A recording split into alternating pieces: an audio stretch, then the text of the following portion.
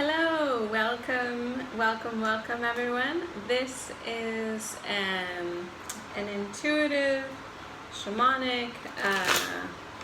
The shamanic aspect is how we can heal ourselves. And I always try to give you techniques in the readings for things for you to do, depending on what the cards say. And this reading is for Cancer for the week of August 30th through September 6th. So thank you for your time and for watching, Cancer. So I also use astrology with clients, so I'll do this for all the people out there on YouTube and on the internet. So for Cancers, this week the moon is in Gemini in your 8th house. So Gemini can be a lot of thinking, it's communication, and your 8th house deals with contracts, sex, financial matters, real estate, intimacy, shared property, things that are shared. So you might be having some feelings about that aspect of your life. Something shared you have maybe in a partnership, something having to do with money and with sex. And with Gemini there, I think it might be really good for you because it will force you, or at least encourage you, to communicate. And I have a lot of planets in Cancer. I really understand this energy, and you're more comfortable not communicating. Or that kind of communication. So I think and Gemini energy is kind of loose and social butterfly. So I think it'll be really good for you to have this other energy. It'll give you the opportunity to be able to communicate maybe in a lighter way. Things regarding shared property, finances, sex, contracts. So it might be a good time for you to renegotiate contracts or to create some. And let's look at your reading here. Okay, I'm going to do the past, present, and then the future, and then we will clarify. So here's for the past, and we have the present, and the future. Oh, my Cancers. I mean, I'm very much a Cancer in the way that I love people. So, and sorry about the light here. I'm trying to get the right positioning. So it looks like you went through in the past something that made you feel stuck. You had to make a decision. You're not sure if it was the right decision, and it has to do with someone else, like a lover or partner, something. It could be with your higher self. But whatever that decision was, is now, or did make you feel stuck, or maybe you were stuck and then it forced you to make a decision regarding someone else. In the present, we have the Lovers, the Queen of Swords, and the Eight of Swords there in the past. In the present, we have the Seven of Cups, the Queen of Wands, and the Hierophant. So I think that you're really feeling in your power, in your passion, in your love, in your sex. But you're kind of in your head, there's a lot of like imagination, what option do I choose kind of situation. And you are maybe not feeling so comfortable with your relationship with the social. Maybe this decision that you've made, that's the feeling that I'm getting, that this is by the cards and just my own intuition, that the decision that you made may have sort of rocked your boat in the social sphere somehow. Maybe you're concerned about how the social is going to see you. And for the future situation, we have the Lovers, the Two of Cups, and the Hermit. So it looks like love is coming your way, and love on both sides. You loving them loving you. But you're going to have to go, there's going to be a moment where you're going to have to go inside of yourself and find your inner wisdom. Which it's interesting because that energy isn't usually characterized by the Lovers.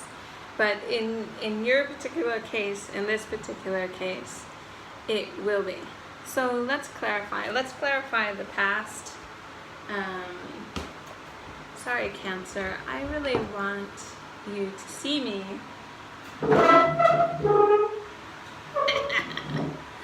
And I also want to be not so hot.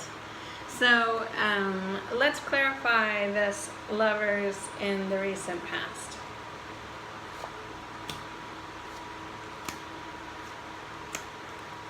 Okay, we have the World card, the Nine of Pentacles, and the Page of Wands. So I think that something ended, or at least wasn't feeling very good, some lover situation. And you're coming to an end of a cycle. And you're also wanting that happiness. Whatever the situation was, I think that it corrupted your internal happiness, your sense of financial independence and independent happiness. And so now you're starting on this new journey and this new adventure, which is great. So let's clarify that Queen of Swords.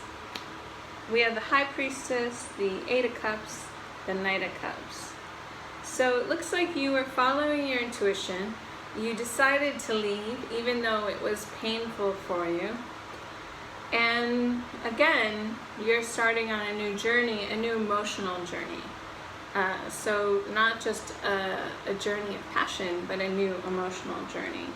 And where you feel that you have the ability to offer something emotionally. So perhaps in this situation, you didn't feel that ability. So let's look at the Eight of Swords in the past. So you felt stuck, it wasn't making you happy, it made you feel defensive, and again, it corrupted your sense of independent happiness. So it looks like you made the right decision. Let's look at the present moment. We have the Six of Swords, the Five of Cups, and the Three of Cups. Yeah, so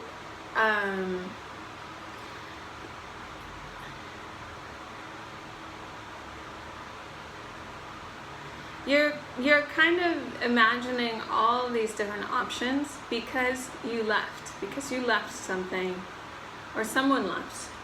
And you know, maybe you both left, but there's a feeling of disappointment on someone's side, your side or their side. But I think that the other person, either you or them, the roles can be reversed, felt that it was really time to go, that you had learned everything that you were going to learn, you had gone through the rite of passage, and it was really time to go. And that led to, you know, community happiness, or maybe it could be like another lover was involved. But either way, that happiness that came, I think that it may have happened in a way of someone left and then they were with someone else right away. Or someone left and they went to hang out with friends right away, and maybe there was a lot of drinking involved. But something kind of, that happiness that was achieved right after the leaving, there was something kind of discordant about that happiness that was found after the leaving. Which makes sense, you know, when you leave a situation, you know, either way, if you're just going out and like drinking with your friends, that's not really a way of processing what happened. Or if you just go and or be with someone else right away, it's the same, where you're just kind of putting a band-aid on processing your emotion. And here, let's pull in a little shamanism here. So that processing of the emotion is in your sacral chakra. Your sacral chakra is how we process emotions. So you have to, I wrote an article called 3 ecstatic ways, 3 ways of ecstatic shamanism, and dealing with the root and sacral chakra. And you can read it or listen to it on my podcast or read it in Elephant Journal. But the essential part of it is, pulling in, your sacral chakra is just below your belly button. So pulling in your belly button, focusing on that chakra and allowing the emotions to process. What that does as well, first of all, it lets you the energy, that maybe heart energy that you're feeling, or solar, maybe pain in your heart, maybe something in your throat where you feel that you didn't get to say everything you wanted to say, or in your solar plexus where you really took it personally, which is very easy to do in relationships, like when something ends. It can trigger a lot of old wounds about abandonment. And so coming into your sacral chakra, really engaging and lighting up that area just below your belly button. In Chinese medicine, they call it the dantian, that place of power. And in the one of the lineages of Mexican shamanism that I study and teach, it is the navel. And that is the place where we can leave and enter our body in different forms in our dream life. So it's a really important area.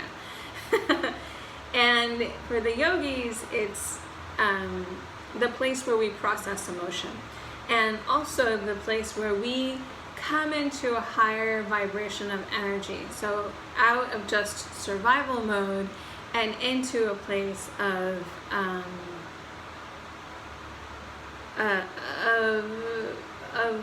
enjoying art and creativity, right? Like, it's not just sex and survival.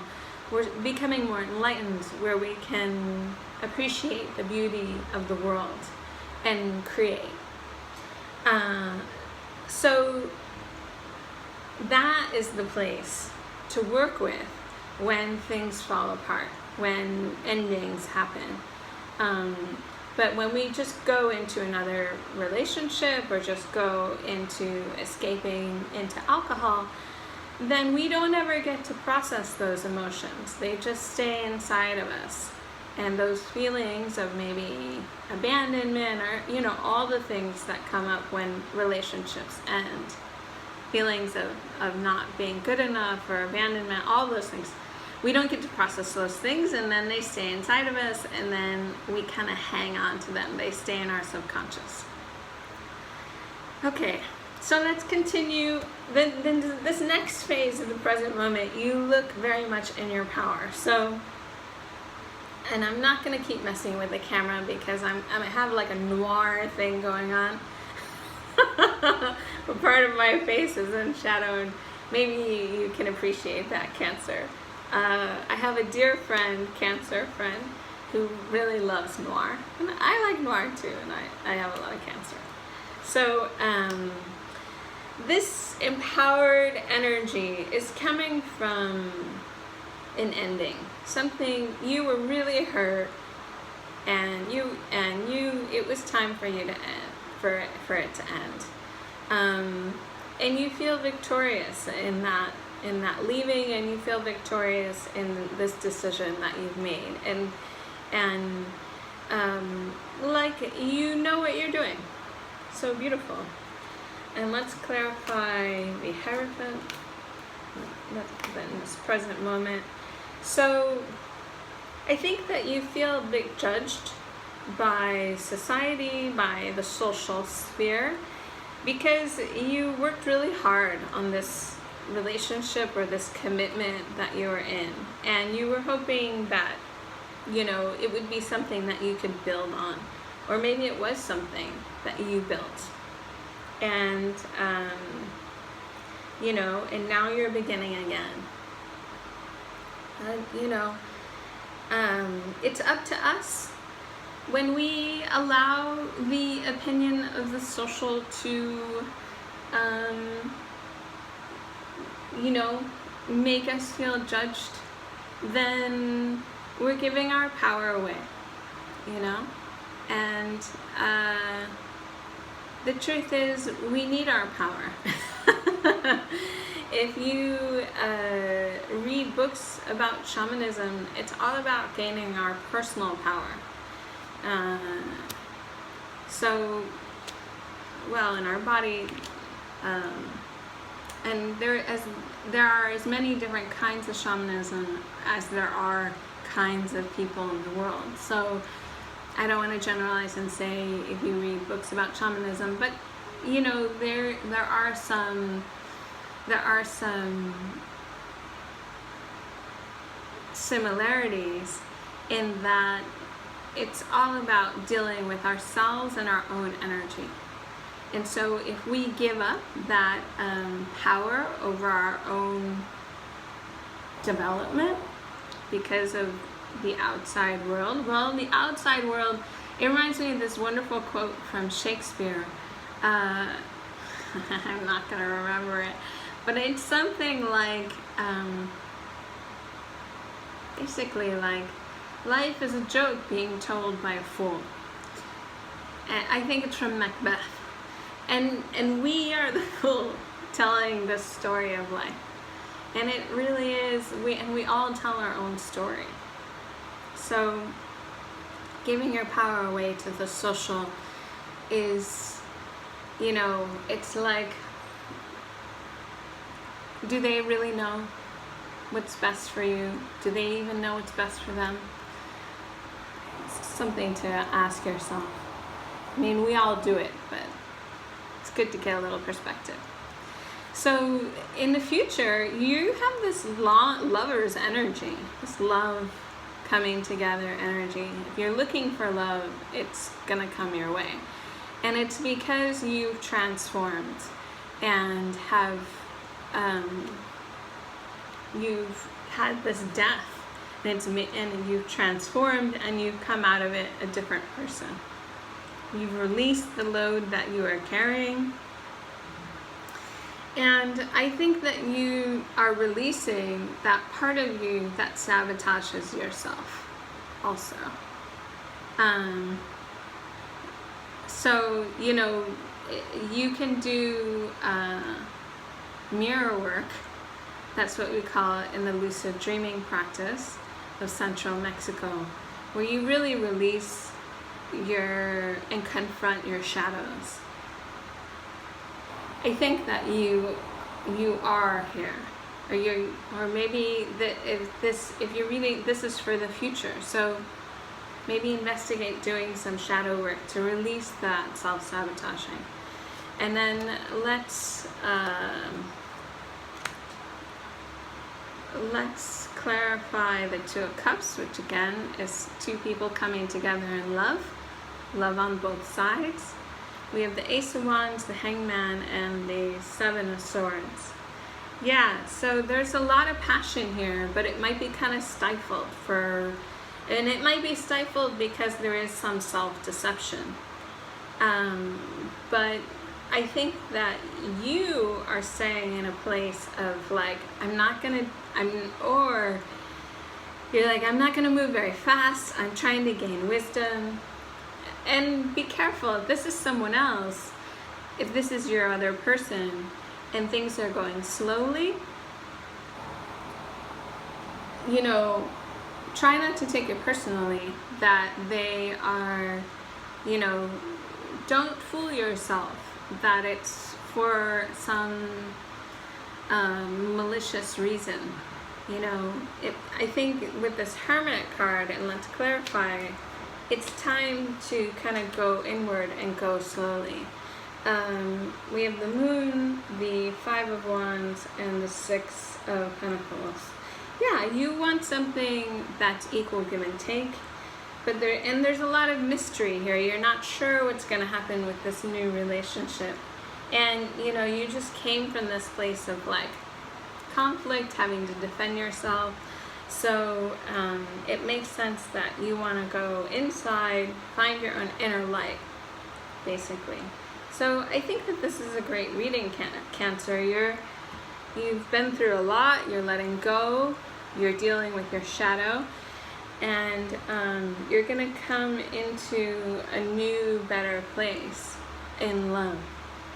So, and if you are curious about what your other person thinks, there is a link in the description box where you can see what they're going through. Okay, thanks for watching, and I'll see you next week. Okay, bye.